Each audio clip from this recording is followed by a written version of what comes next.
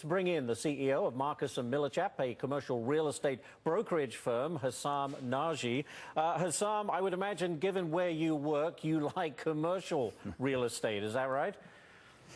Good afternoon. Thanks for having me on the program.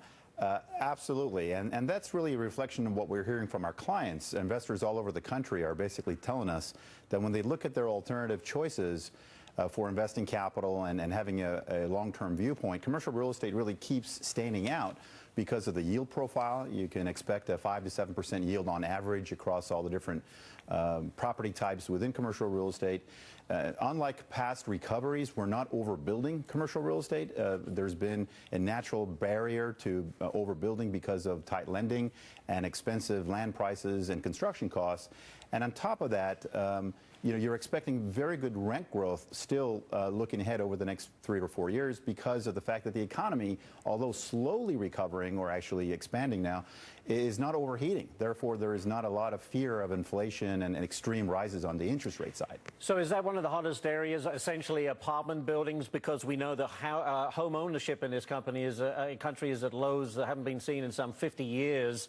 More people are renting, so it makes sense that more places to rent are needed. Exactly, and this is a combination of both a consumer preference because of our demographics and the millennials having a whole different set of preferences than the prior generations, and also a little bit of an afterburn from the housing crisis that we just lived through in 2007, 2008.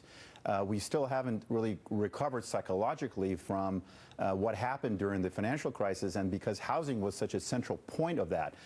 Having said that, if you look at the residential supply-demand dynamics, we're creating 2.5 million jobs a year, steady as she goes. But more importantly, the supply side of housing, just like commercial real estate, has also pulled back.